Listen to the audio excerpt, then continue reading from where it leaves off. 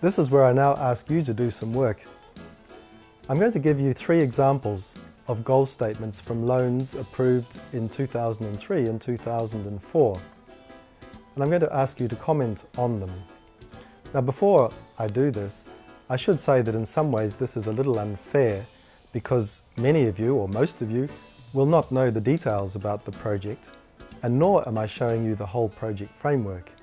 But nonetheless, I've pulled these examples out to illustrate good and not such good practice. As I show you each goal statement, I suggest you pause this presentation, and if you're watching it as part of a group, then have a discussion about the statement and see if you can come up with some thoughts about it.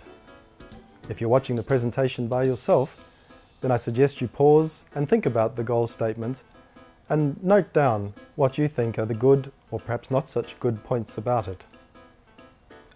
Let's turn to the first one, which comes from a project in China, a wastewater management project.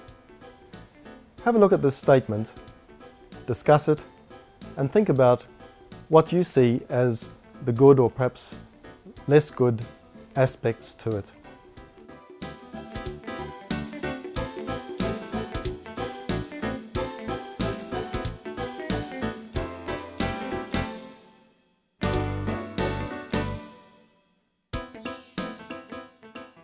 There are a number of points that I would want to discuss with the mission leader about this goal statement. Or should I in fact say goal statements, because there are 3. And that would be the first point. Really, we should just have a single statement of goal. The next point that jumps out to me is that of poverty reduction. Now, I'm not saying that poverty reduction is not a perfectly valid goal level statement for some projects. For example, projects which are going to directly improve household income, maybe an irrigation project, maybe a small and medium enterprise project, could plausibly claim to contribute to a goal of poverty reduction of a defined group of people. However, instinctively, I think the link between a wastewater management project and poverty reduction is a little remote. And I would want to talk to the mission leader about whether we can plausibly link this project to poverty reduction. Will an evaluator be able to come along 3 years after completion and make an assessment of its contribution to poverty reduction?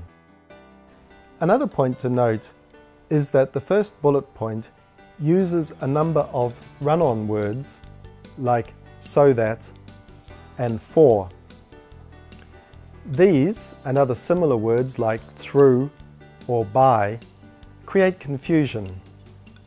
Try and avoid these. Instead, make a single succinct statement of the expected result at a set point in time. These connecting words try and capture the whole logic of the project in the statement. But then the evaluator doesn't really know what to look for when he or she comes to evaluate the project. What is the expected result? The last point I would like to make relates to the institutional development. Normally, we see institutional development as a means to an end and not an end in itself. What happens when the capacity of an institution is strengthened? Well, normally we expect its ability to deliver services to improve.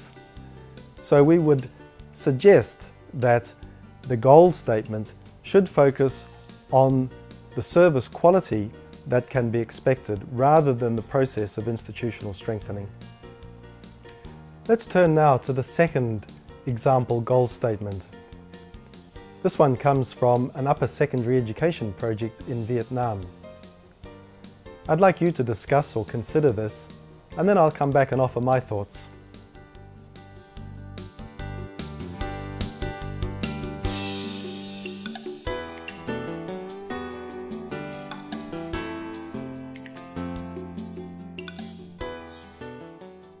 I'll now give you my thoughts on this goal statement.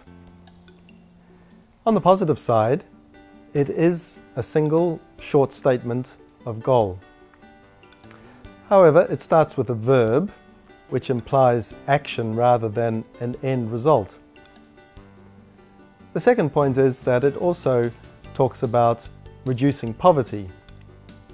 Now, instinctively, I'd want to talk to the mission leader about whether this project for upper secondary education can plausibly have a goal of reducing poverty.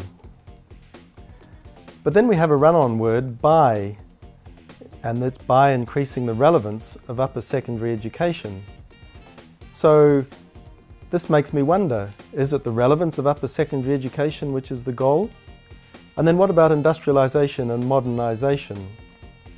Is that what we should be looking for in terms of the end result?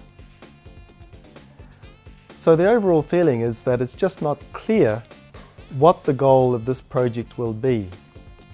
I'd want to talk to the mission leader and say, okay, so what if we improve the relevance of upper secondary education? What happens next? What happens then? What will be the impact on people? Perhaps the goal statement rests somewhere in the answers to those questions. Let's turn now to consider the third example goal statement. It comes from Community-Based Early Childhood Development Project in Kyrgyz.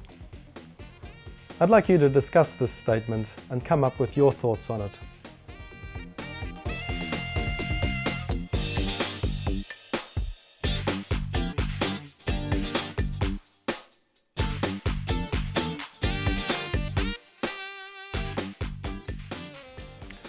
I don't know what you think, but I think this is a very, very good goal statement. As an evaluator, it would be very clear to me what I have to look for in terms of deciding whether this project set out to achieve its objective. First of all, I would know that I would have to look for children between birth and 8 years of age and children in the 12 poorest rayons. And I'd be looking for evidence of improved health, nutrition and psychosocial development. The only small improvement that I would suggest would be to change the word improve, which is a verb, to improved, so that it's quite clear that it is an end result that we are looking for.